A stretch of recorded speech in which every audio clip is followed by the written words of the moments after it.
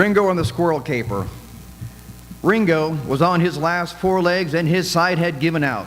His dog years had caught up to him, but he was not one to pout. He moved in slow motion, being wary of every move. His best years behind him, he had not much to prove.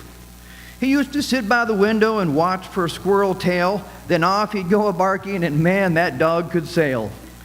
But now his world was dark and his life was in his mind. He'd go outside to water the one tree that he could find. One beautiful autumn fall day, our electricity just went blank, and I was sure I'd pay the bill and passed it through the bank. I traced the power line outside till I found the glitch. The high line fuse was blown, a dead squirrel lay in the ditch. The tightrope walking rodent was fried upon the line. The electricity boys said they'd be there in reasonable time. Now what to do with that squirrel? He was healthy, but he was dead. Then a gamey sort of plan began to assemble in my head. So I took that fluff-tailed varmint and I propped him on Ringo's tree. Then I waited with anticipation till it was time for him to pee. He slowly made his way down the walk and over the lawn. He found his path by feel and smell, his vision long since gone. He came 2 feet from the tree and corpse and stopped dead in his place. His tail curled round, his ears perked up, surprise shone on his face. He hesitated for a moment, wondering what he should do. Then instincts took over. He was a hunter all anew. He grabbed that squirrel, checked his grasp, and gave a victorious sigh. He wheeled around and pranced toward home, his pride and head held high. We knew his time on earth was short. There were years, tears we could not hide, but it made our day to see our boy go out with a sense of pride.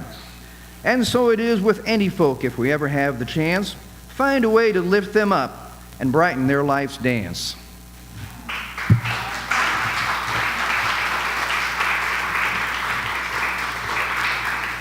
Bob Miller can tell you it's important to preserve family memories in any way that you can. And for this one, there's whether it's infamous or famous, but we have to go back to Prohibition days in the Women's Christian Temperance Union and the fort side of our family for the WCTU. The Women's Christian Temperance Union, were they really sages? Abstinence and avoidance dates back to ancient ages. A Puritan flair and straight-laced life was their main concern, but the tendency of human nature left quite a lot to learn. Every society in every age and every corner of the world has had debates and reprobates till tongues were dropped and curled. The American curse started up with a legislative fact.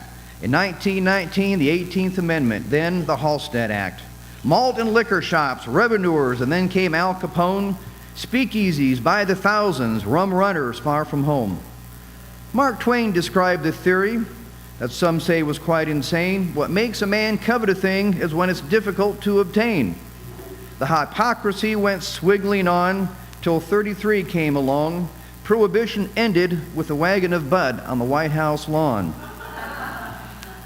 On a personal family note, there is a history that is somewhat blue. It involves the fort side of my line, and suffice to say it's true. Maud was entertaining her friends of the WCTU.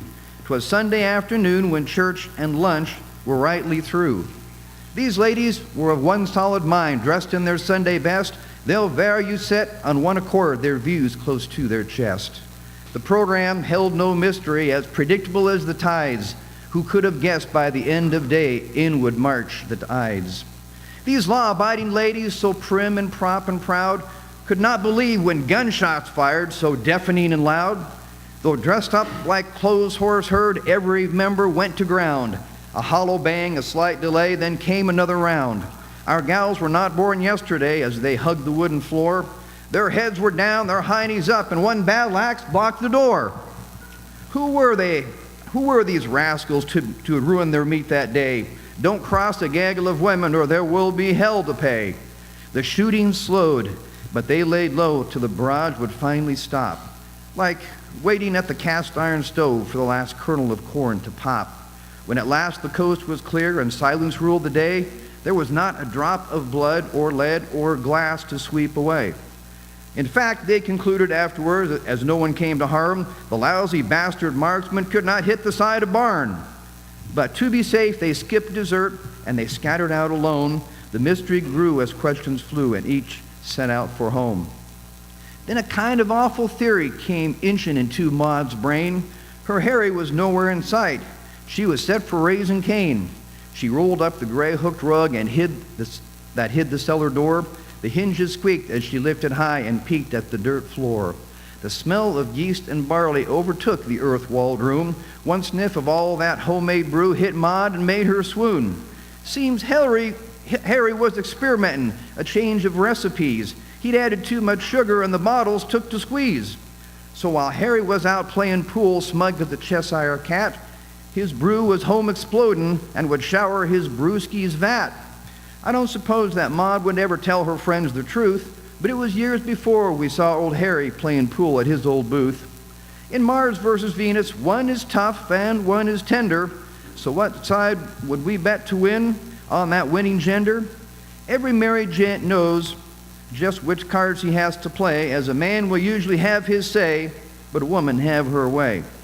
So what became of Harry? Did he survive with cheer or tear? Well, late at night, by candlelight, he'd perfect his silent beer.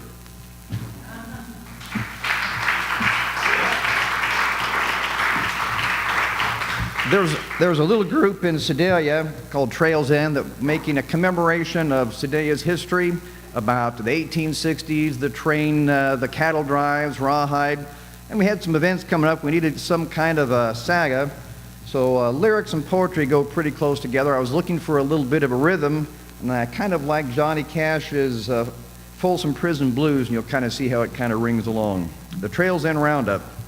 A new State Fair Plaza is coming. It's coming just down the bend. The cattle drive and the steamer train, and we'll call it Trails End. We were called Queen of the Prairies back in 1866. They brought their herds to Sedville, found cheap whiskey and some tricks. George Smith saw that train a-comin', and it was here he'd make his play. Nearly 80 years later, we're Train Town, USA. Yes, we were Queen of the Prairie back in 1866. Those railroaders and cowboys came looking for grins and kicks. Gil Favor, Rowdy, and Wishbone started up the Shawnee Trail. 8 TV seasons later, they rode in to meet the rail.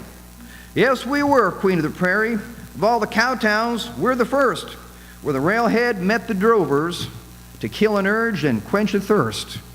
Lightning floods, snakes and rustlers, then no drop of water in sight. Stampedes, anthrax, Texas fever, drive hard all day and half the night. 3,000 head of bone and muscle, just 15 men to pave the way.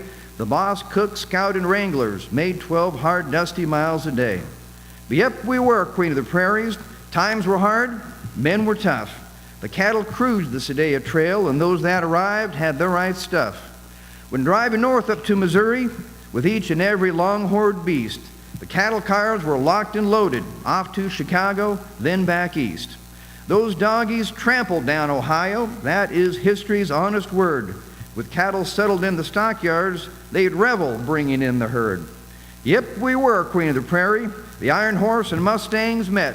The Civil War was recent history, a struggle hard not to forget. Abe Lincoln pushed the U.S. Railroad. Most always knew what was best. He glued our country back together from north and south, east and west. So we celebrate those before us. Troubled times put men to test. They helped settle the great expansion. They were the spirit of the West. Yes, we're still Queen of the Prairie. That is the message we will send. Coming soon to Missouri Fairgrounds, our Western heritage, Trails End. We're grateful for our Midwest living and all the blessings that it brings. So raise a toast to making history. Hats off to our Trails End friends. Thank you.